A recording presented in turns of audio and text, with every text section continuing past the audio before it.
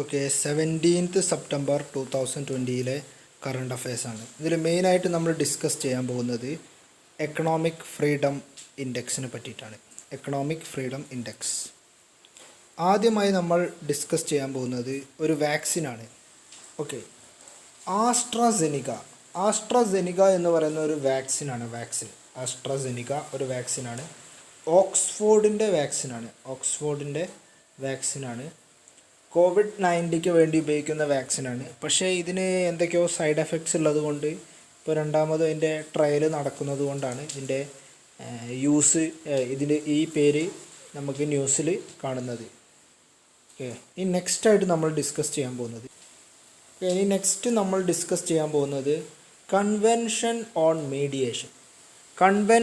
Mediation എന്ന് പറയുന്നത് എന്തിൻ്റെ പേരാണ്? സിംഗപ്പൂർ കൺവെൻഷൻ്റെ പേരാണ്. Convention on mediation. 2019 Singapore convention നടന്നത്. ഇന്ത്യ അതിലൊരു മെമ്പറാണ്.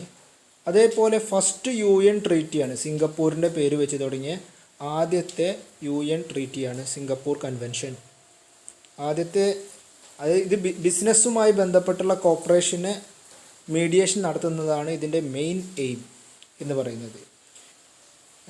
UN ഫസ്റ്റ് ട്രീറ്റി ആണ് സിംഗപ്പൂരിൻ്റെ പേര് വെച്ചിട്ടുള്ളത്. 2019 ഫോം ചെയ്തിരിക്കുന്നത്. മീഡിയേഷനാണ് മെയിനായിട്ട്. ഇന്ത്യ ഇതിലൊരു മെമ്പറാണ്. അതാണ് ഇവിടെ ഡിസ്കസ് ചെയ്തിരിക്കുന്നത്.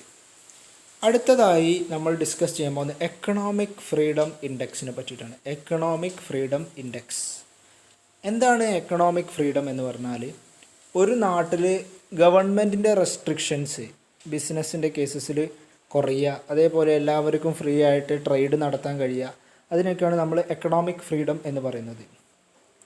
ഈ എക്കണോമിക് ഫ്രീഡം ഇൻഡെക്സ് റിലീസ് ചെയ്യുന്നത് ഹെറിറ്റേജ് ഫൗണ്ടേഷനാണ്. 1995 ഹെറിറ്റേജ് ഫൗണ്ടേഷൻ ഫോം ചെയ്തിരിക്കുന്നത്. ഈ 2020